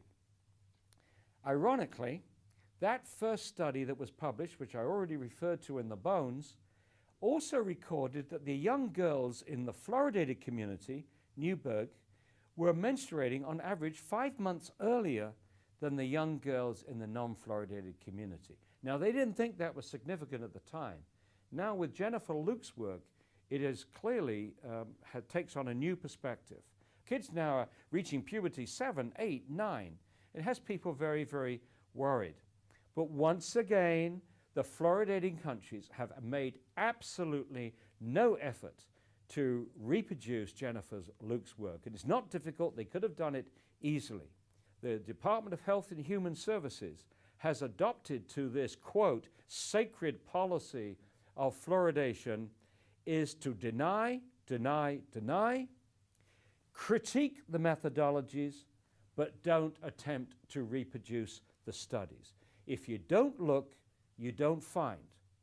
And they're using the absence of study as if it was the same as the absence of harm, which is absolutely ridiculous, utterly irresponsible. So now they're giving every indication, particularly the Center of Disease Control that avidly promotes fluoridation around the United States and around the world for that matter. The impression that they give is that it's more important now to protect this practice than to protect the health of the American people and our babies and our children. It's almost as if the teeth have become the most important tissue, the most important organ in the body, instead of our brains, instead of our thyroid glands, instead of our pineal glands, instead of our... Oh. Well, that was Dr. Conant. So very interesting. All those studies. And I like at the end there, he's saying the suppression or the absence of study means the absence of harm. That's what a lot of these bureaucrats like to say. Well, there's no studies that say it's bad for you. Well, because they haven't done any studies, because they don't want to do studies that say it's bad for you. Therefore, those studies aren't funded. But the studies do exist. They do exist. People have been doing them. You heard Dr. Blaylock earlier talking about how they literally went and took this lady's research with rats and like flooded her office and killed all the incinerated animals the and incinerated them. Where's PETA on that one? I mean, there's a lot of money involved in just Austin alone. It's like $1 million a year business that they taking this poison, this toxic waste poison that they would have to pay to put somewhere like a Superfund site. Well, now they just put it in your drinking water and they charge you for it. And yeah, you pay for it. You pay for it in your water bills. So here's what, there's a doctor named Lynn Marcus. He was a senior science advisor at the EPA's Office of Drinking Water. He was fired in response to a whistleblowing memo calling for a review of the cover-up of the National Toxicology Program study that demonstrates that fluoride is a probable human carcinogen. That means it causes cancer. Yeah. Here's what he wrote. The type of cancer particularly concerned with fluoride, although not the only type, is osteosarcoma, especially in males. That's bone cancer. The National Toxicology Program counted a 2-year study in which rats and mice are given sodium fluoride in drinking water. The positive result of that study, in which malignancies in tissues other than bone were also observed, particularly in the male rats, is convergent with a host of data from tests showing fluoride's ability to cause mutations, principal trigger mechanism for cells to become cancerous. And data showing increases osteosarcoma in young men in New Jersey, Washington, Iowa, based on their drinking water fluoridated water. In his analysis, he repeated statements about these and other incriminating cancer data, and his request for independent, unbiased evaluation of them got Dr. Marcus fired. So there it is. That's right. Sorry, I was getting caught. Here, you can bring that back up right there. Request for independent, unbiased evaluation of fluoride. Got this guy fired from the EPA. How dare you? You should be biased towards who funds us. You should be biased for who runs the government and intersects with big businesses like Monsanto. But don't worry. The Colgate Oral Care Report claims it never found a link between osteosarcoma and fluoride. Colgate. Key word. Wait, do they sell fluoride? Oh, yeah. Oh, okay. A closed-door panel determined at Harvard stated the professor did not intentionally suppress the findings. Not intentionally. His research shows a clear carcinogenic link, especially in young boys. And Harvard would have us believe when industry insiders withhold evidence in their studies, it's not intentional suppression. So, but then, and I wrote this in 2010 and 2012, another Harvard study came out showing that it was neurotoxic, as bad as lead, as bad as aluminum, and they put it in your drinking water. You know, and I would just say this, because I've actually had debates with people who think that we need the fluoride in the water.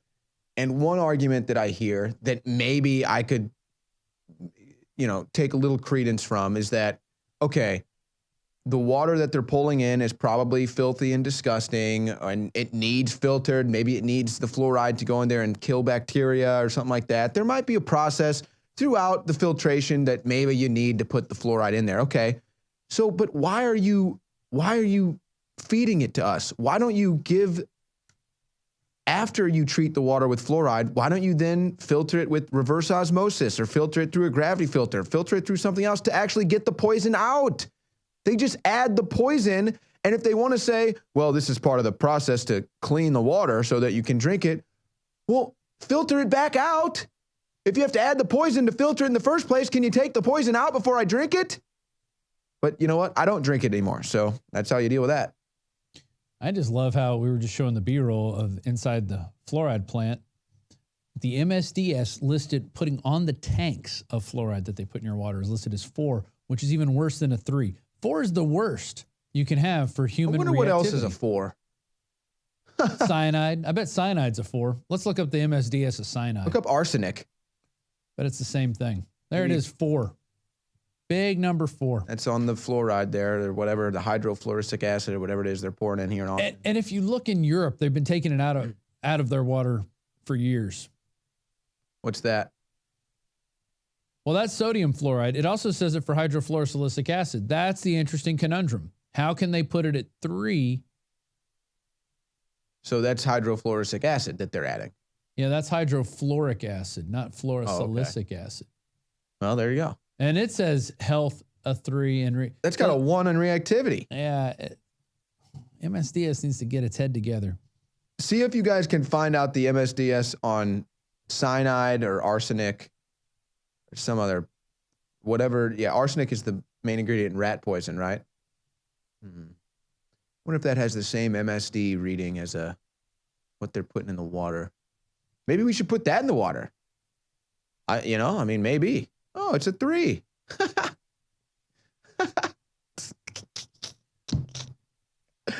Put it in the water. In Africa, they're also having issues with this. What a There's joke. aspartame. Oh, Donald Rumsfeld. You can thank Donald Rumsfeld. The district's natural water reserves have contamination ranging between 5 and 30 milligrams per liter. The World Health Organization recommends 1.5 milligrams of fluoride per liter. So they have over 5 to 30 times that. I recommend 0. While in Tanzania, the permitted content may reach 4 milligrams per liter. But for Meru and Longido, the concentration has reached 20 milligrams, 5 times the national average in the course of this week alone. And fluoride concentration for the 3 districts rose to a toxic 30 milligrams per liter or more during a rainy season between March and June. The effects of fluoride are clearly seen among the residents of Longido and the Meru districts, including premature aging. Remember, we talked about the girls going through puberty earlier? Yep. Because it messes with the melatonin levels. Hard bended backbone, which I guess means like scoliosis or something. I don't know. Bow-leggedness, bone fragility, crouching anatomies, large heads, and other permanent body disfigurations. Permanent? Yeah. According to Mr. Makongo, there are also invisible effects, including hydrophilic syndromes, which I don't know what that is, nerve paralysis, muscle pains, and overall body tiredness. There's the one that you will experience relief from if you cut fluoride out of Body tiredness. The body tiredness. Tell you that. That's because everybody can relate to that. And I think it was the story that you were just reading that cited the blood-brain barrier. I don't know if it was that one or it was before that, but the interesting thing about the blood-brain barrier is that a female's blood-brain barrier is thicker than a male's. And actually, I'd have to check the study, but I actually think that the blood-brain barrier might even be thicker in Caucasian males than African-American males, I think was another study. I'd have to double-check that. But the point is, so the same results that you're going to see with vaccines, and this is measurable. You can see with vaccines that more boys get affected with autism or side effects of vaccines than females do. That's because there is a thicker blood-brain barrier. Well, you could say the same thing about fluoride in the water, and if you actually look at it, you can actually start to see this playing out in colleges and in schools where girls are getting higher grades than guys. Girls are graduating from college at a quicker rate than males are now. And could this be based on the thicker blood-brain barrier that the fluoride doesn't affect females as much as males? Could it be the same thing with vaccines, that we already have the numbers? Males get autism from vaccines, or, okay, not from vaccines, whatever. Males get autism more than females. Oh, well, how can you make sense of that? Blood-brain barrier, thicker in females. The vaccine cannot penetrate as easily as it can in a male. Same with the fluoride. No, well, I was just reading about Africa. That's in Tanzania. There's a lot of places that fluoridate I wonder if their Bill water, Gates had anything to do with that. but it's not as bad in Europe. In fact, they've been cutting the fluoride levels out because they realize it's bad. Just like they've been cutting down the number of vaccines they give. I love to it when their people kids. say, oh, look at people's teeth in Europe. They don't fluoridate the water. Actually, yeah, they do. Yeah, but they're dropping their levels. They realize it's getting worse and worse. Let's see, what was I going to look up? No, dental hygiene was not considered cool in Europe. It became cool in American pop culture. And now it's catching on everywhere else, just like everything that's being westernized. People just have no idea what planet they're living on. It's because they've drinking too much fluoride. So Finland, France, and Germany don't put any fluoride in their water. Finland, huh? Yeah. They've got some, it's kind of a left-leaning country, but they got some good stuff going on there.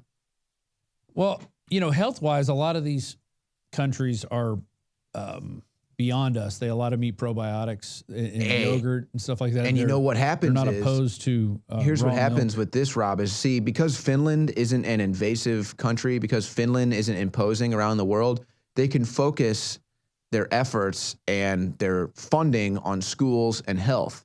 Whereas here in America, most of our funding goes towards war and military spending, which you can point the finger right at Donald Trump. He's guilty as that, just like the rest of them. But that's just the case. That's just what you get. According to the Fluoride Action Network, the Irish Republic, 73% of their water is fluoridated. Ugh. Spain, 11% of their water. It's like 80 here or something? Yeah. And in the United Kingdom, 11%. And they're the only countries in all of Europe, Western Europe, that fluoridate their water. What was the American number? Did you have that pulled up? I think it was 80 or something. Back in 2010. They were approaching 90, I think, last I saw. According to the 1992 Census of Public Water Systems, hydrofluorosilicic is the most popular compound.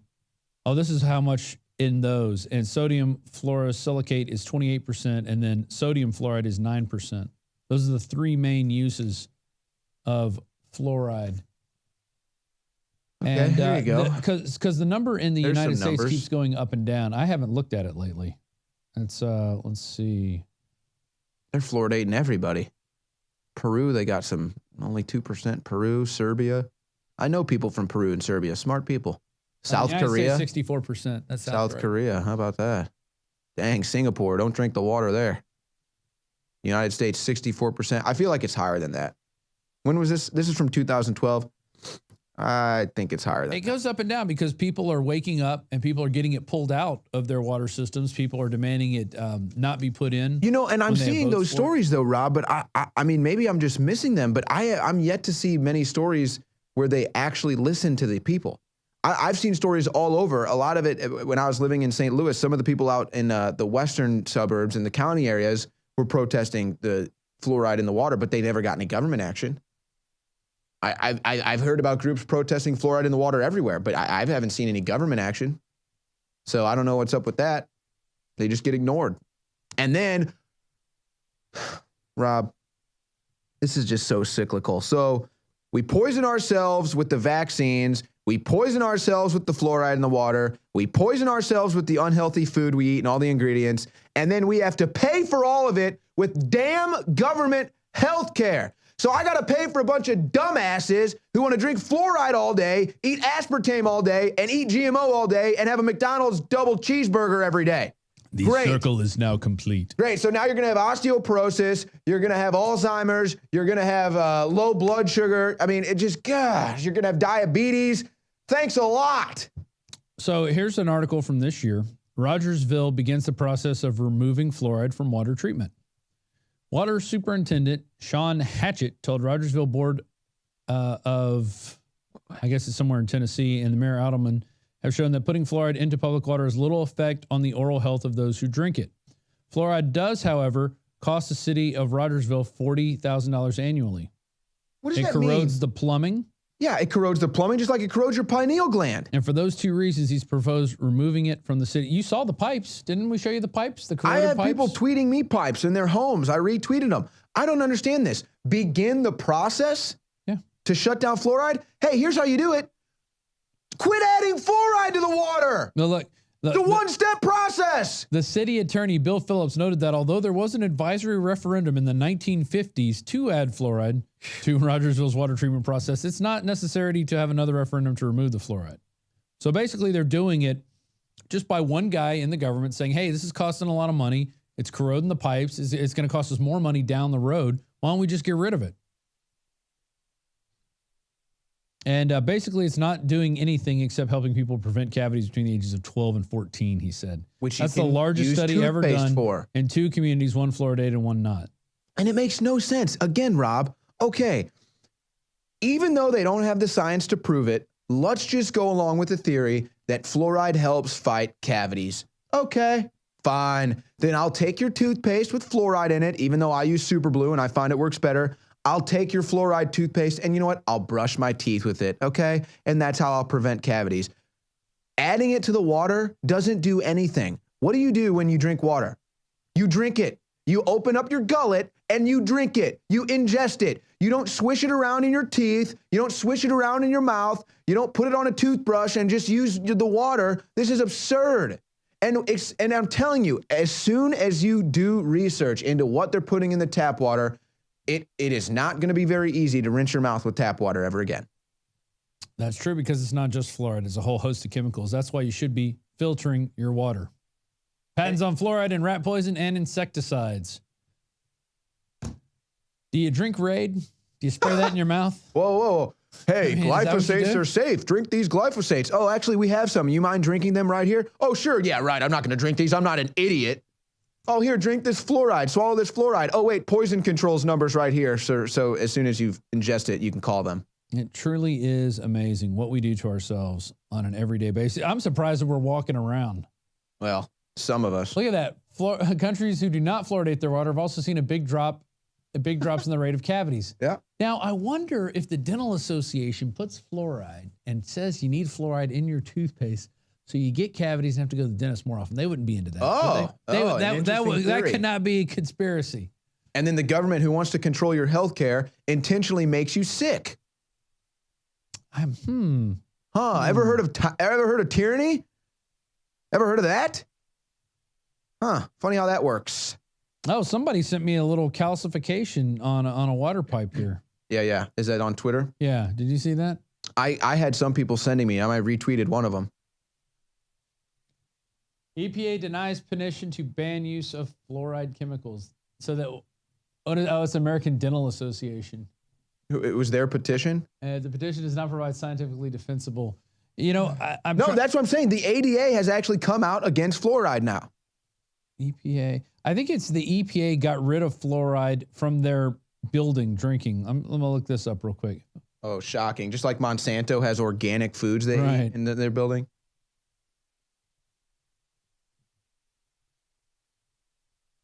I have never been able to find this. I maybe I could go through. I don't remember if it was on Twitter or Facebook.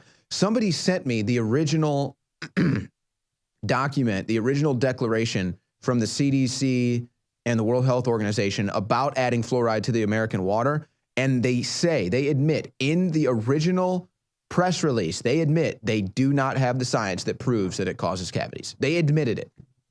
That was day one. Or that it prevents cavities. That was day one.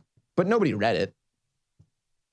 Hey, see if y'all can find out. It was a government agency. My phone's not searching very well. I think it was the EPA. It's a government agency that pulled fluoride out of their drinking water fountains in their government building. And it was the same, it's one of the same organizations that's telling people to put fluoride in their water. And while he's finding that, I want to read this excellent, this is the, I guess, the kudos of the day.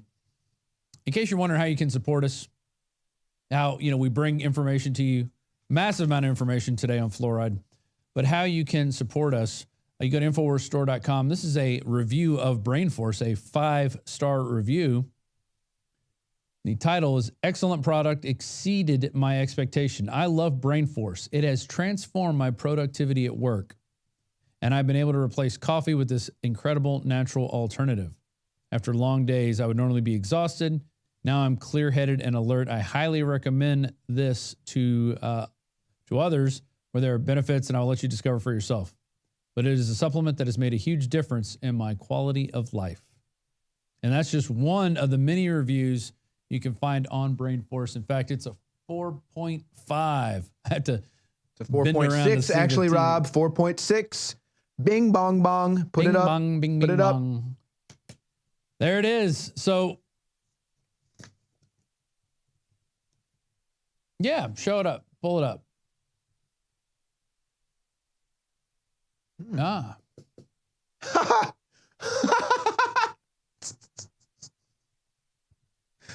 Yeah, we're contaminating your water, but it's regulated. We regulate it, so it's okay. I mean, what is with these people?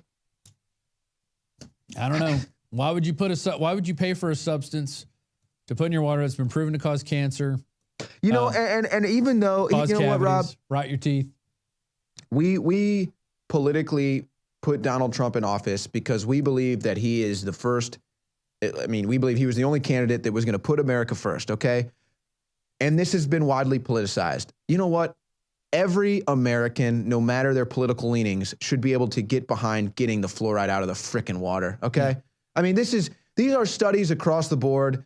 This is undebatable. The left, the right, come on. Can we come together on this, please? Please, can we not? I mean, look, you know, we have this great ability here with our modern technology to actually bring water to your doorstep. We actually have incredible abilities here. It seems mundane because we've been so spoiled with our technology, but guess what? Some parts of the world can't get water to their house, okay? They still have to travel to get water. And why are we poisoning the water that we've sent That's to what our I'm houses? saying. We have That the doesn't make ability sense. to literally bring clean, fresh water to our houses, to our families. Why are we bringing this garbage to our house? Very It's frustrating. ridiculous. So one way you can support us, go to InfoWarsStore.com, InfoWarsShop.com. We got amazing deals on T-shirts, storable food, also the Super Blue toothpaste, which is fluoride free, and it has silver in it, and iodine, and tea tree oil. And guess what? One of the original reasons why they added fluoride to the water was to fight bacteria in the mouth. That was one of their original reasons. Oh, well, guess what? Super Blue fluoride-free toothpaste does that with silver and iodine and tea tree. Without the so poison. the choice is up to you. Do you want to live in a world where you're poisoning yourself? Do you want to live in a world where you're able to take care of yourself. And it goes with healthcare too. We started this off talking about healthcare and the healthcare bill that basically failed to get a vote because it wouldn't have passed. And I think that would have been a bigger blow to Donald Trump. But maybe this is his way of eking Paul Ryan out of the speaker chair, because we'll see. Because there was nobody standing up there with Paul Ryan when he was announcing his ultimate failure. And he always seems to be a step ahead and make a move that nobody saw coming. So that's true. Find out. Maybe he wanted this vote to fail. So I know I did. I'm not mad. Well, more news tonight. 2 hours coming up. The InfoWars Nightly News. There'll be Leanne McAdoo hosting, and I believe she's going to have Roger Stone on. Big announcement from Roger Stone coming. So stay tuned for all that. You can always find the free streams at Infowars.com/show. We also put out a ton of streams on our Facebook and YouTube channel. Thank you for watching. Please remember to go to InfoWarsStore.com and support us, because you get great products. You also support us, what we do here, pay for the lights, camera, the crew in the back. None of this stuff is free, and you have to put a price on something. So please consider supporting us. Going to InfoWarsStore.com. We need your support more than anything in the world. It helps keep this going. It helps us grow. We are under constant attack. Our social media sites are constantly getting messed with. We're getting hacked. There's all kinds of things going on behind the scenes. And I guess they've attempted to hack us a couple of times. We've had some denial of service attacks that we've been able to withstand. But it's because of your support that we're able to do that and grow in these times. So we thank you for supporting us.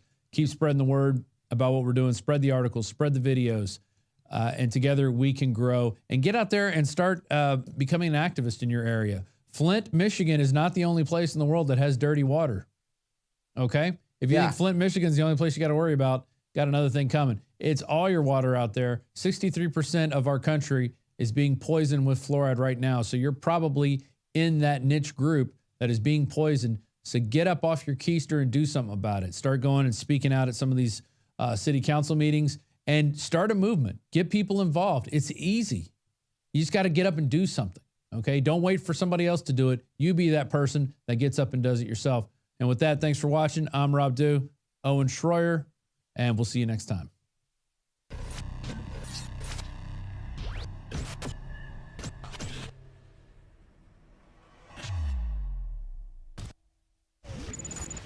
Mr. Armstrong, you'd mentioned in your answer to, I think, Ms. Spears' question, that there are other RTs operating in the U.S.? I think you have them feeding other entities. InfoWars comes to mind. And now, secret to playing a Russian agent. Be Russian. I must warn you, nobody pulls off playing Russian better than me. If you got the guts to try, you show me, comrade. See how good I am. His last job was fixing office copiers. I believe we found our decoys. He's good with hardware. He's got some Russian. One's got basic diplomacy skills. I will not let you down. You will be very, very impressed, I hope. And I think... Stand back, should leave the room. Well, we're bucking you right up front to gathering. We've got a very special assignment for you two. Foreign service? Yes. Undercover work? Yes. These guys are KGB Special Branch. Oh, come on. Don't tell me to come on. That was a Russian wristwatch. I know the country of origin of every timepiece in the world. That was a Russian copy of a 1969 Timex Digital. K.A. Cold War legend. Highly trained Russian sleeper agents inserted into American society to sabotage. Supposedly. What's the matter, Ted? You don't believe in moles? Oh, I believe in moles, all right. The one link is an average American kid. Let's take a ride. Who's about to find out. Am I under arrest? His entire life is a lie. Your parents are Russian spies. KGB agents. Sleepers, they're called. Deep cover. Are my parents spies? Are my parents my parents? Who am I, for God's sake? Your moment has come. It's been worked on here and in Russia on and off for over 8 years. Those microphones and those cameras. Fighting off anyone who tries to help him. Defending America, even if it means his own death. Rallying a nation of television viewers into hysteria to sweep us up into the White House with powers that will make martial law seem like anarchy. You know, this is very important. I mean, if you ask me what I'm most scared about, I would say the Russia thing. If you can't get behind opposing that, you are not a patriot, and you are certainly not a good American. Russian scum! You got all that?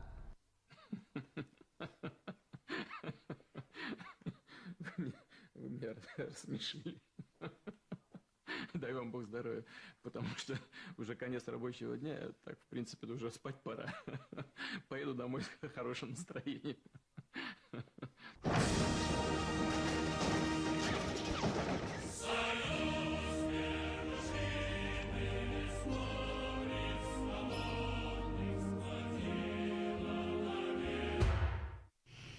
The criminal multinational elements that have hijacked our republic are in full panic mode.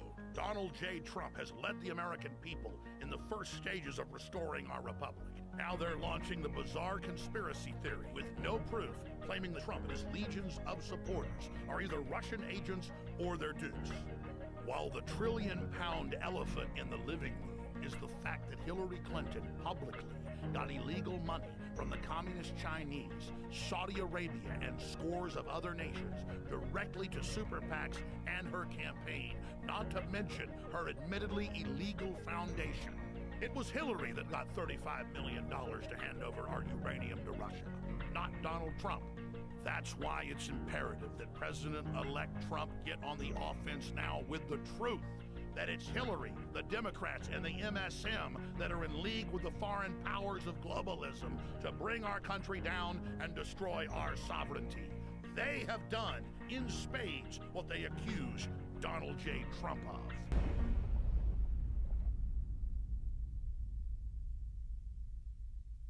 Clean, pure drinking water. You can't survive without it. But where do you get it? Alexa Pure Pro is a brand new, groundbreaking, gravity-fed water filtration system that is like no other. The Alexa Pure Pro transforms water from virtually any fresh source into clean, healthy drinking water, pairing the unprecedented superfiltration power of an all-new gravity block core with a hybrid chromatic shell. It removes up to 99.999% of impurities, including bacteria, viruses, fluoride, disinfectants, volatile organic contaminants, and hormones.